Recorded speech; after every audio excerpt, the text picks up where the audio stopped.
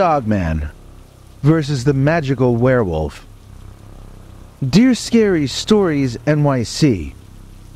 I grew up in Louisiana, but the only time I had an experience involving a Loup Garou or Rougarou was in the Homocito National Forest, which technically isn't in Louisiana at all, it's in Mississippi.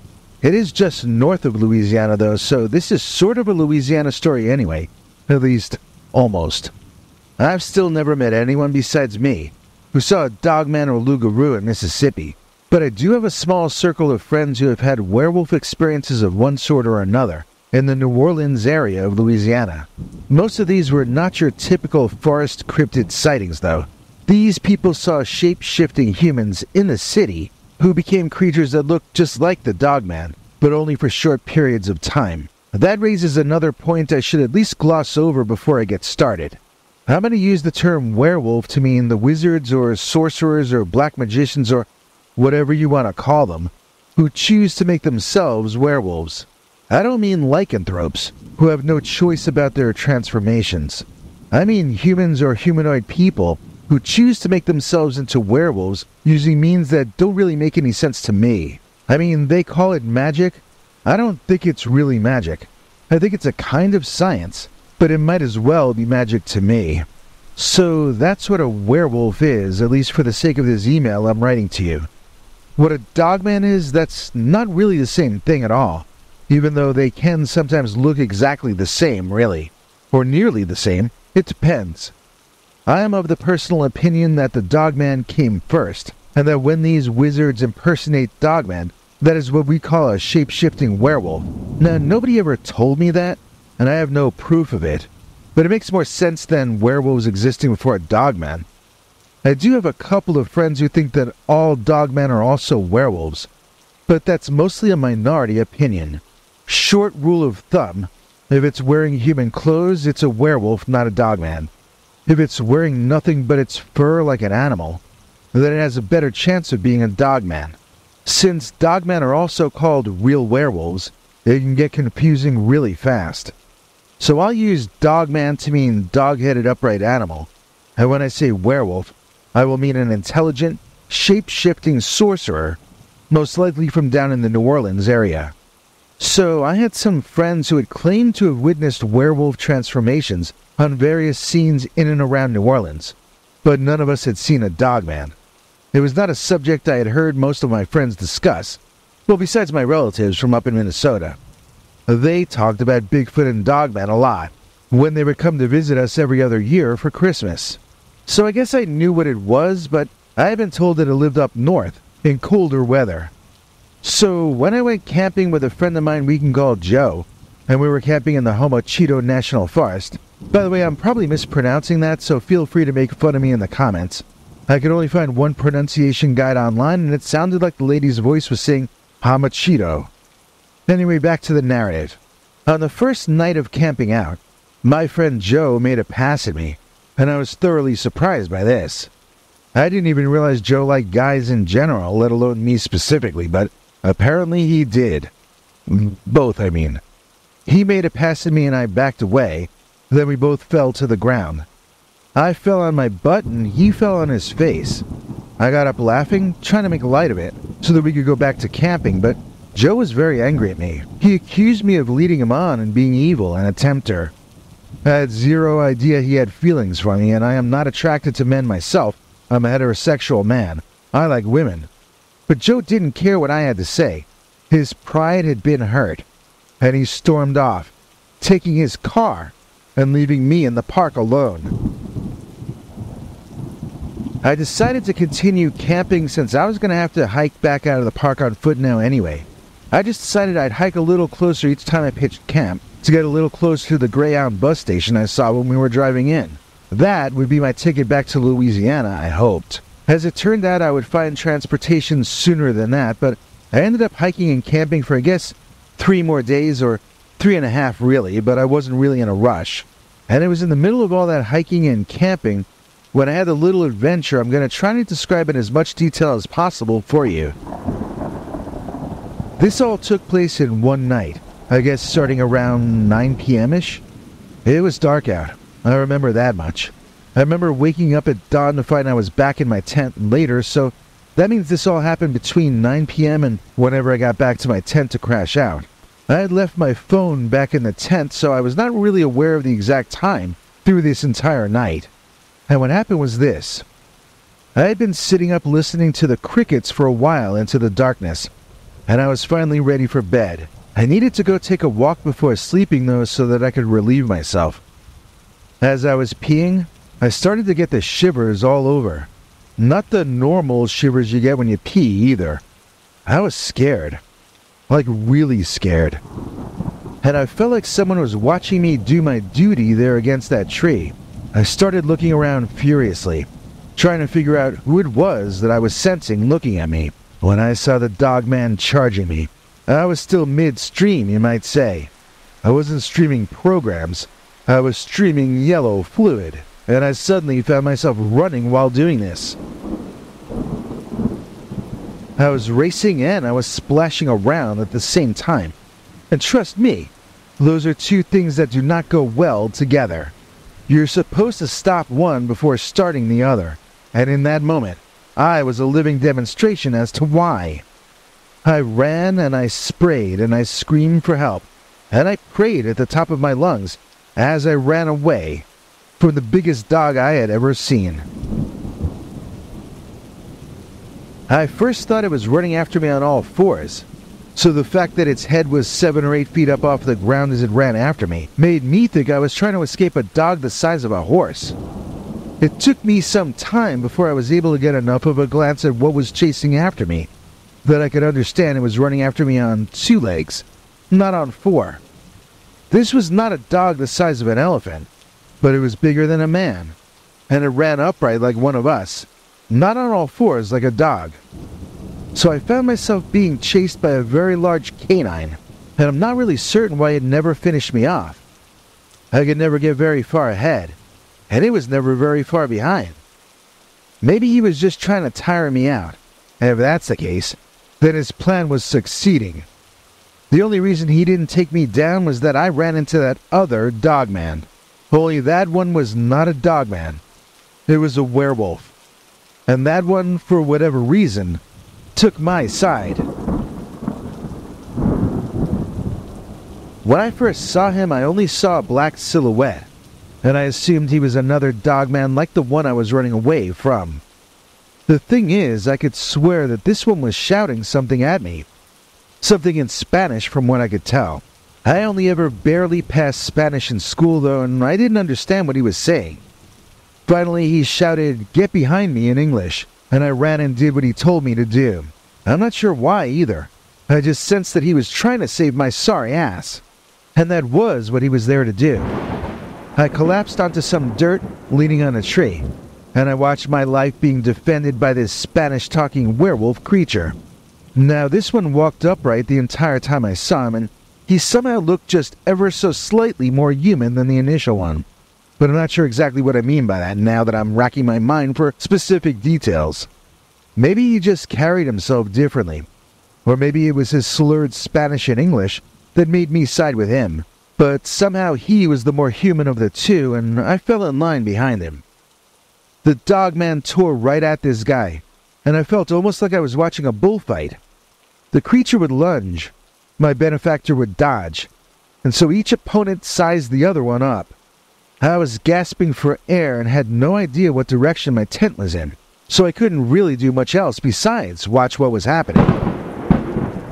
Eventually, the dogman connected with his teeth, and the werewolf man began chanting something in a language that was neither English nor Spanish. As he did so, I was alarmed to see little fires springing up spontaneously in the woods all around us. The werewolf kept chanting and fires kept springing up and growing. The air was disappearing and being replaced by hot smoke, and I tried to crawl away from the epicenter of all this. Now the battle commenced in earnest, with both creatures tearing at the other with claws and teeth in a fight so savage, I wondered if they both might end up finishing each other off. There was blood, and all sorts of bodily fluid flying around in the smoking forest that night, and I was cautiously relieved to see the werewolf increasingly intimidating and confusing the dogman. As the creature became more nervous, it whimpered like a pet dog and spun in circles, looking for a way to escape. Meanwhile, the werewolf man was almost completely transformed back to human, still chanting his magic words at high volume. After it was over and the creature had run off, I thanked the wizard wolf and said something to the effect of, I was lucky he was there when he was. But as the little fires died out, that werewolf man, who was now almost completely human again, glared at me with such a strange expression that I kinda got afraid. You have no idea, do you? He asked me, and I asked him no idea about what. He just shook his head and walked off into the woods, disappearing before I could take even one step after him. I stood there for a while, wondering what he was talking about. I said I was lucky he was there, and he said, you have no idea? How do you interpret that? I have no idea how lucky? Or was it not luck? Was he saying that his presence was not the result of luck? And that he presumed I already knew that? Well, whatever he meant, he was gone before I could ask him anything more. A couple of my friends think that was my guardian spirit that I was talking to that day, but I have no idea who that was. I just know that he was disappointed that I didn't know him, and I wonder why. But I'm grateful to the strange wizard for using his powers to save me on that strange night, years back. Dogman, causing chaos on western Pennsylvanian roads.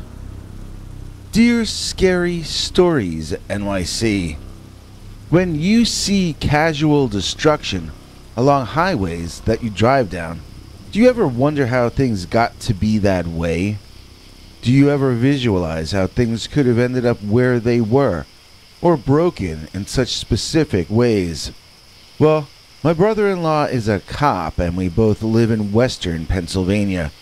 We've traded stories back and forth for years, and both me and Officer Joe, as I'll call him, are of the firmly held belief that the Dogman is the cause of much more misery in America than is currently understood. And a lot of the chaos that happens in our country on and alongside roads is the direct result of the behavior of the North American upright walking carnivore, or what you probably call the Dogman. I'm going to tell you some stories that Officer Joe told me, and I've got some information from my cousin Brucey as well. When you put it all together, I think it points to a clear trend of the Dogman causing a whole lot of trouble. There is a highway in the west of Pennsylvania that my brother-in-law patrols regularly.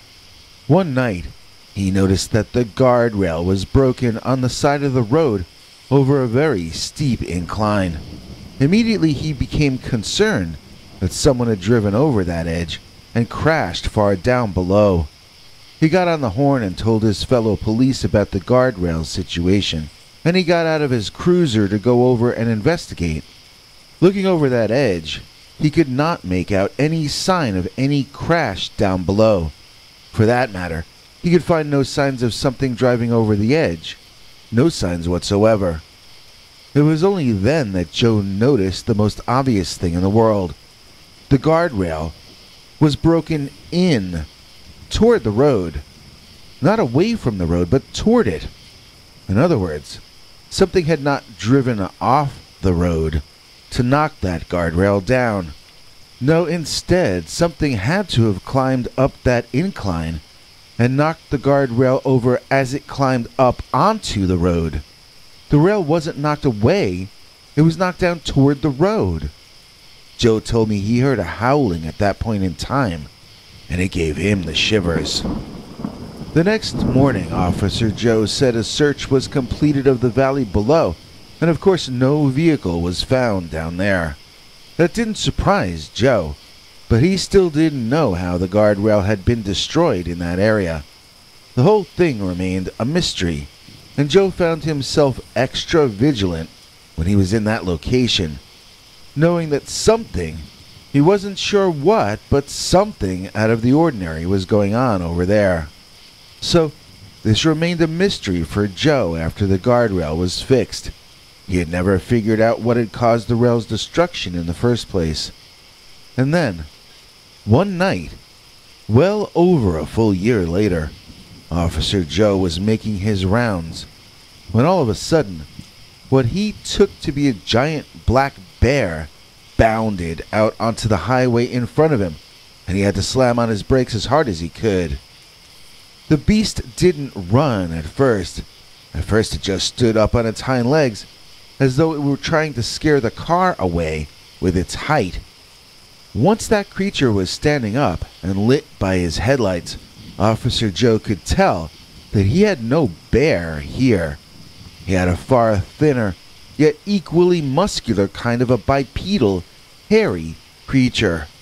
The head, Joe told me, resembled a dog or a wolf more than it resembled anything else he'd ever seen.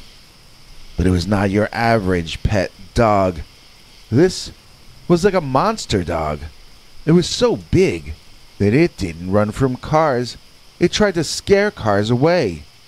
So Officer Joe got that cop car stopped, and there was still a few feet of space between him and that upright standing dogman. It stared at him with this furious kind of utter contempt in its eyes, and when it was sure the car had stopped, the big dogman sort of yelled at the car for a while, barking and whining and making a whole big fuss. Joe said the thing was too big to handcuff, so he just sat there and let it yell at him.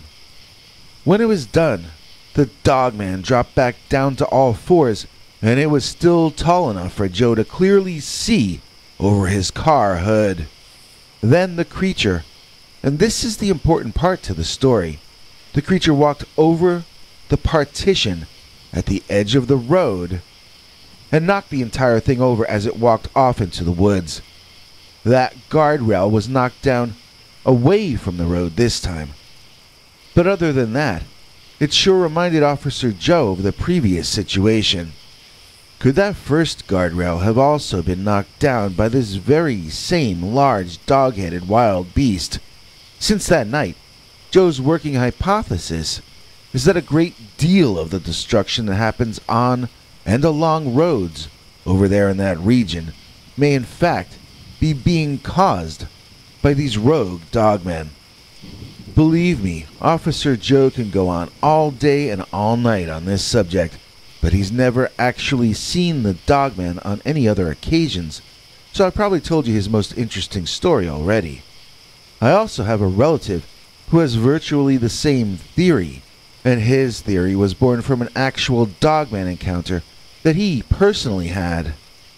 My cousin we'll call Brucey was driving in western Pennsylvania about 7 or 8 years back when he came to a very narrow passage in the road in which someone had laid a huge male buck deer carcass down the long way, completely blocking the road.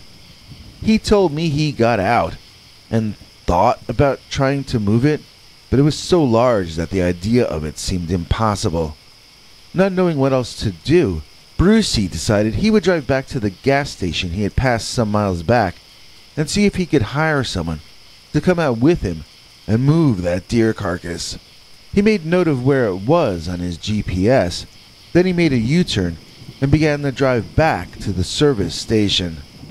Well, it took some negotiating as everyone at the gas station was already busy, but when he named the right price, he got 2 guys to agree to jump in their car and drive out with him and move that body out of the road.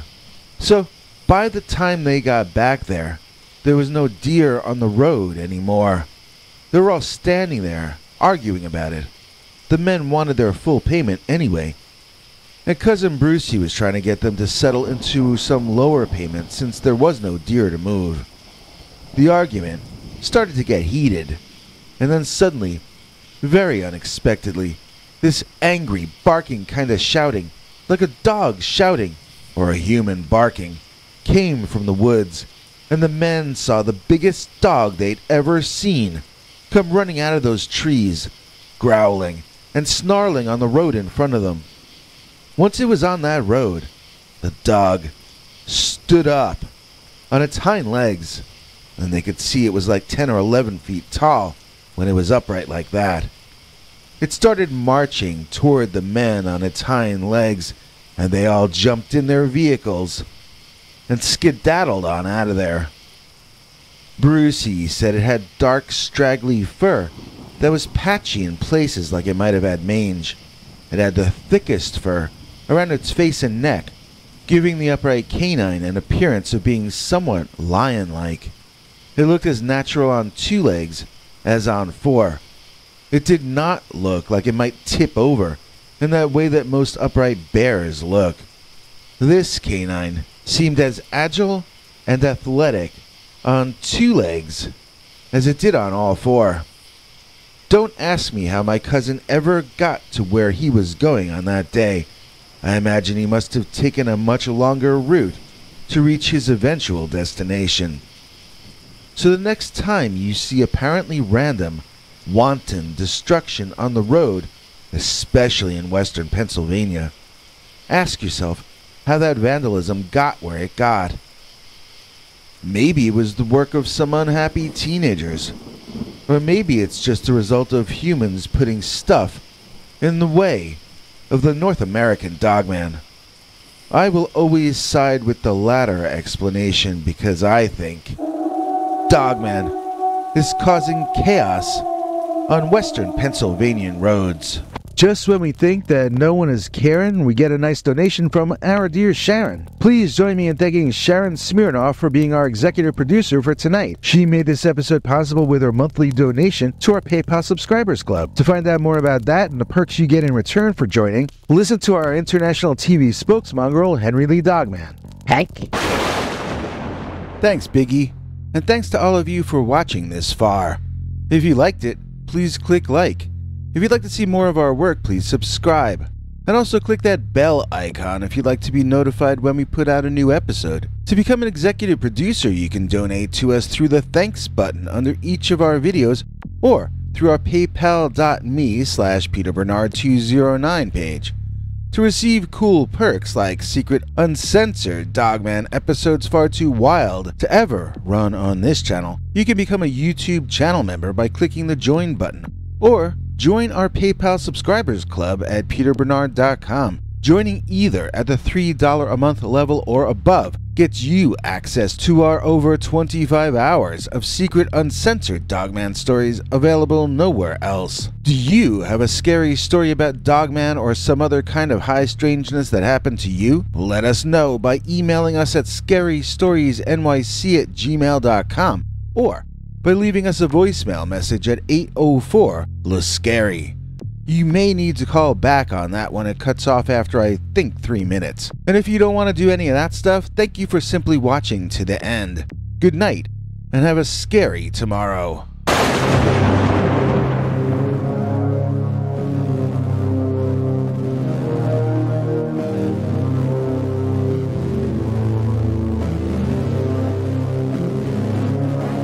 Come back for more scary stories.